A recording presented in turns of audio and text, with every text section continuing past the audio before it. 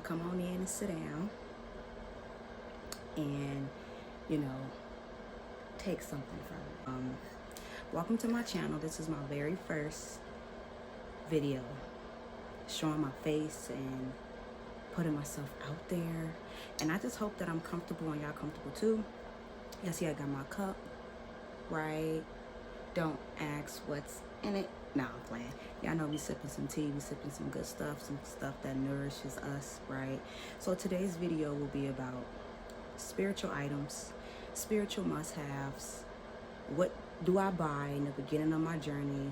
What do I get rid of? What works? What has the best results? I'm here to tell you, nothing will have the best results if you don't grow within your practice and within your journey, right? Some people are practicing, some people are practitioners, some people are riches, some people are brujas, some people are into Christianity, but they love not even just Christianity, just religion in general, and they love crystals and incense and just really embodying nature. All of these things are derived from nature, and it's important that we still maintain that connection and that relationship with nature so that, you know, life flows. We live a life without anxiety, without worry, without fear as much, right? We don't make so many decisions derived from low vibrational frequencies, right? So as we skate into the rest of this video, I hope that you are comfortable. Thank you for watching. Thank you for giving me some support. It is truly needed, and it is reciprocated, right? So as you send me good energy, hopefully the energy and the vibe you catch from this video feels good too.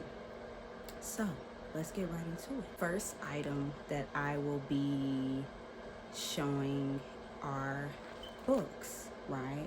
So I have two books with me. Don't really pay attention to the specifics or the title of the book, but if you're interested, this is a book on mediumship and connecting to your ancestors, connecting to your guides, even connecting to your highest self, and really learning discernment with what you're connecting to. And this book is all about the womb, right? As a Black woman in America, my womb is my entire life. I protect it with my life.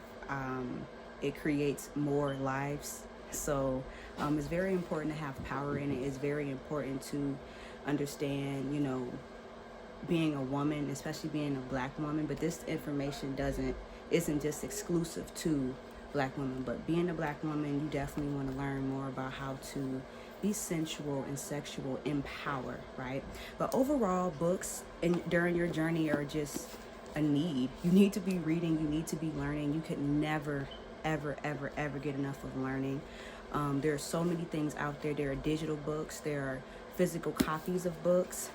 If you're a writer yourself and you enjoy writing and blogging, get your thoughts out. Connect to people who have already been through what you've been through on their journey. And this could be books about beauty, books about health, books about mental health. This could be books about food, anything that you feel like you're lacking. There's always something in a book that will teach you what guidance and direction you should go in. So first on the list, I always recommend books. Read. And don't, you know, force yourself to understand everything that's happening, but when you're attracted to a book that can bring you some kind of enjoyment on your journey, because it gets hard. Doing all of this work, it get hard, right? And you want some form of entertainment, but for those who like entertainment and learning, I would suggest going to your local bookstores. Support your local bookstores to buy spiritual books, books about mysticism, books about religion, books about anything that you feel like will help you psychologically improve. So, you know, yeah.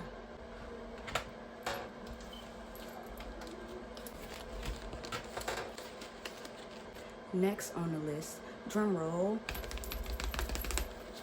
If you ain't guessed it, oh, I hope it ain't upside down. If you ain't guessed it, you guessed it. Incense. Incense is probably my favorite. I love the smoke. I love the vibe it gives. It just sets the tone. And, you know, everything's created with intention, especially spiritual items. And being able to go to a place and feel that energy and know what you need, and you can find it in an incense, it's like, right? So to me, incense is a spiritual tool. It's a must-have because it is very tranquil and brings me a lot of calmness and stillness in my life, especially when I'm frustrated. I get frustrated often with myself, with my growth, with my path, with the people that I love, with the people I can't stand. It's just a big ball of frustration, and it's good for absolutely nobody. And incense definitely makes me feel more concentrated. It gets me to focus, especially when I'm doing a lot of work on a screen, and I'm getting a little distracted. I kind of just watch the smoke evaporate and then just imagine all of my blockages and frustrations and even fear. Being on this path, a lot of us don't like to talk about how afraid we truly get when we're in a situation. Whether we know how we got there or not, it's still an element of fear, and fear is something that needs to be diluted.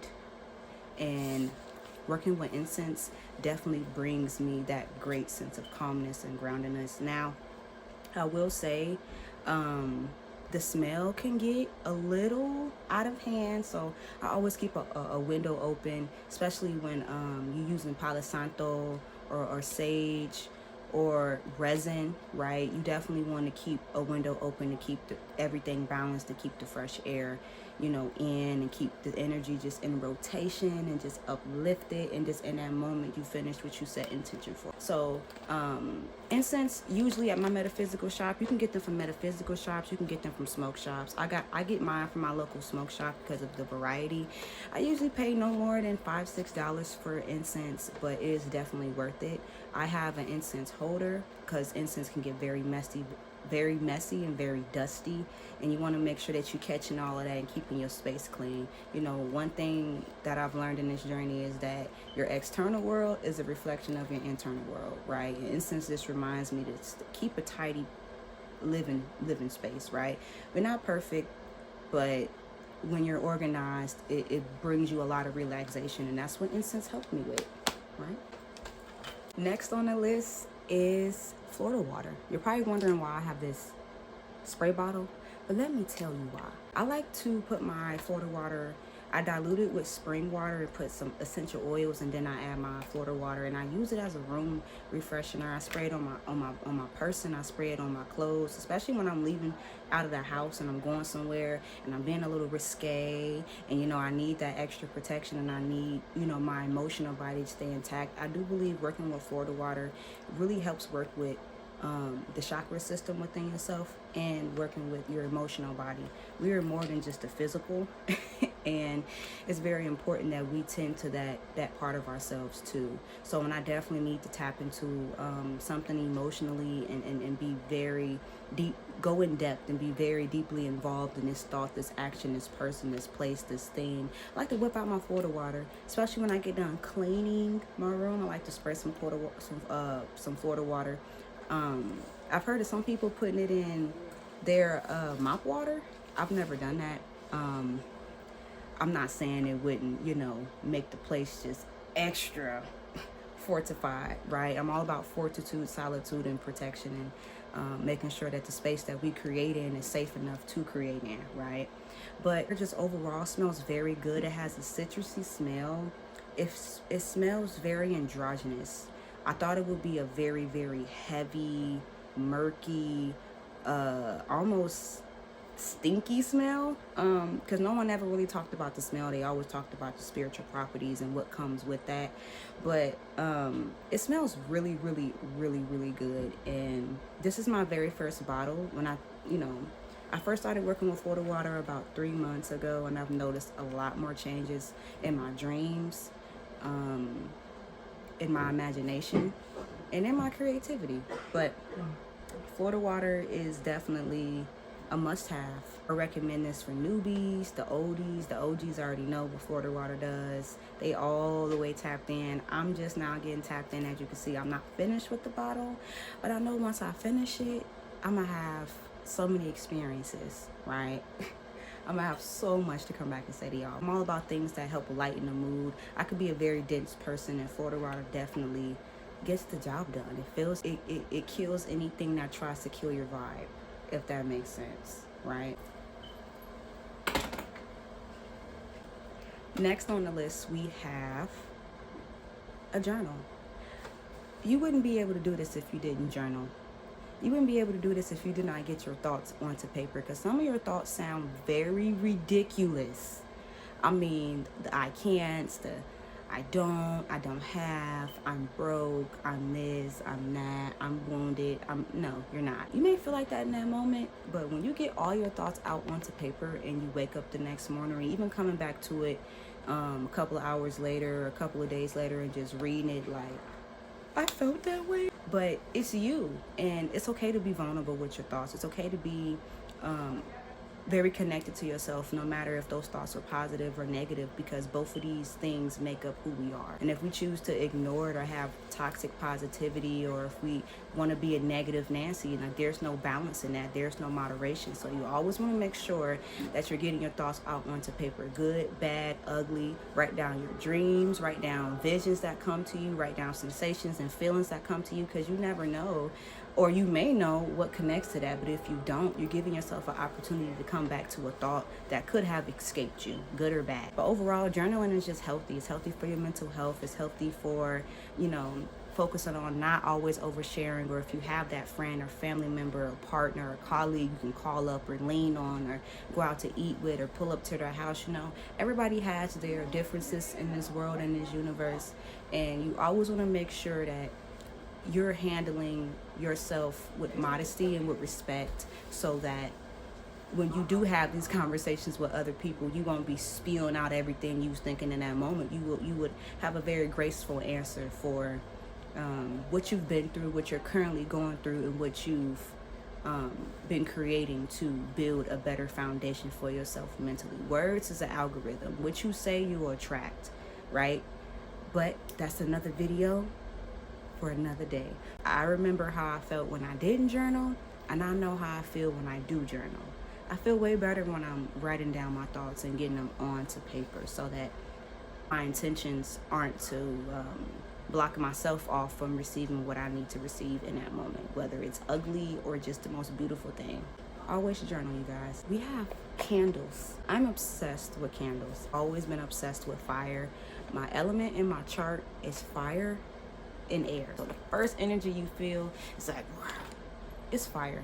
I try to calm down, but I don't have no chill, and I don't intend on chilling because I don't know how to chill. I'm learning how to chill. I'm learning not to just burn through everything, but I cannot be contained. Those make me feel very, very grounded and secure. If you haven't noticed, everything that I have in my spiritual arsenal is tools either uplift my mood, keep me focused, keep me concentrated, keep me balanced, or they ground me. Candles aren't for everybody. Candle magic is not for everybody. Being a practitioner or a worker is not for everybody. You have to understand what you're up against, and candle magic is really for advanced people. You're using intention with these colors. People add herbs, people add an assortment of dried flowers and herbs and oils and essential oils to their candles, especially when they have 7-day candles, knob candles. They have candles in the shape of humans, in the shape of pets, and symbols, whatever. Candle magic can be used to repel or to attract energy, right? So I have an assortment of colors.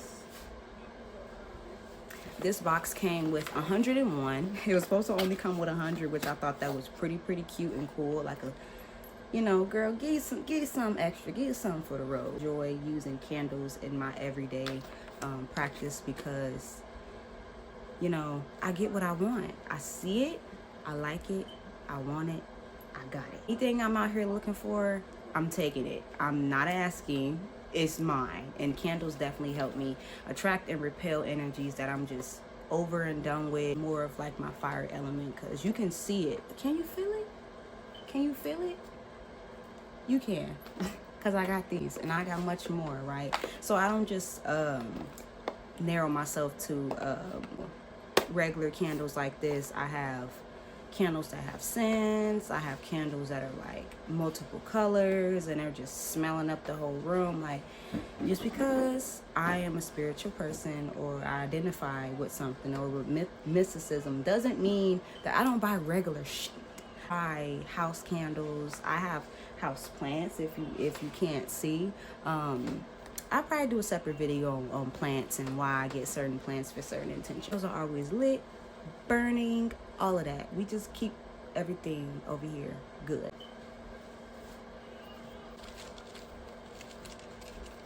Another item we have on the list is crystal. My social media, get a good look at it. Isn't it a beauty? I'm a rock collector. I have so many rocks in my collections over the years that I've just found very meaningful. People have given me rocks and I've like kept them like, oh my gosh. You know, not really because of the specific person, but because of the rock. Like, I love things from the earth, and rocks just, it connects me to a very youthful, childlike person. You know, when I would go outside and just me and my siblings would be like, let's search for some rocks, or let's play with nature, like using sticks as bikes and really using our imagination and finding rocks and being like, it's a crystal, it's a diamond, it's this, and finding out that the earth makes this. I had to get in on it. This isn't the only crystal I have in my collection. I have a few crystals sitting up here on my bookshelf where I keep my tarot deck. Crystals are definitely things I use in my everyday practice. Connecting to crystals is just like prayer. I hold my crystals and I pray with my crystals. I cleanse my crystals. It's a full moon tomorrow, and you think I'm not gonna have my stuff out there just being charged with just the cosmic forces, you know, things that morphed and created us to evolve. Showing this is to show you that these things really come from the earth. Like, that is, let me take this out of the bag, because this is vibration. They really change the frequency if you use them the way God intended you to. Hurt or harm or to go against somebody's free will. Like, when you're flowing in your path, absolutely nothing can bother you when you have that crystal you set intention with, you pray with, you connect with. This is life. This is literal life. The earth literally created this. And you know, some people are like, well, what's the meaning to it? What does that mean? Google it. Better yet, ask it. You know, instead of making assumptions about spiritual practices and tools, have the ability to Google things, to go to people who've already got the answer, or you find out and seek the answer yourself. Yes, crystals have different meanings. They have different vibrations. They have different intentions. It's just like meeting a human being. Not all of us are the same. Crystal that works with you and likes you. I've gotten crystals and I've lost them because the crystal was like, girl, I don't want you. Me and your energy, we not a match. Go missing on you, go ghost on you, or things come acting up in your life, is the same thing a crystal would do to you.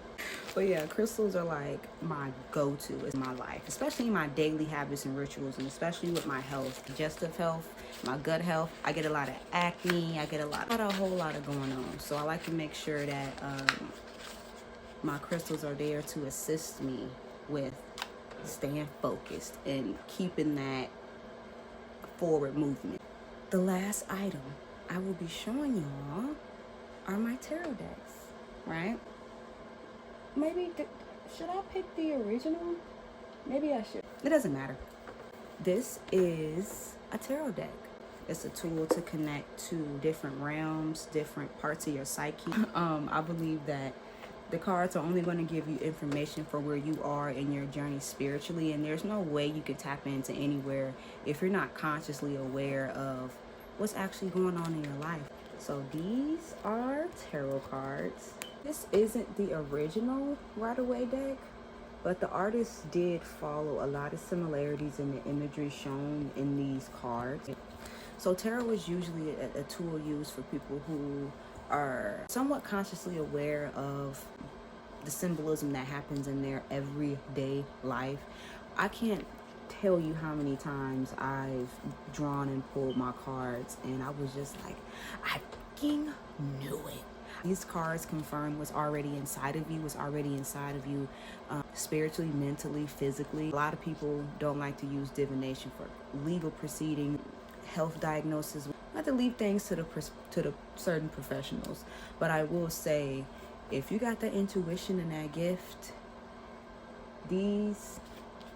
it's gonna bring everything out. Right? A form of therapy for some people. They confirm a lot of their real life experiences. They use it to connect to people in the afterlife realms, to their angels, to just different entities in different parts of the universe that people ignore, misuse, or call demonic. It is a tool you haven't learned to use, and you may have read about it on the internet or gone somewhere, and they may have fear-mongers you with a message about this tool or this book. Tarot is like, it's a book. It comes with 78 cards, 77 cards. Don't quote me on that number. A very long time.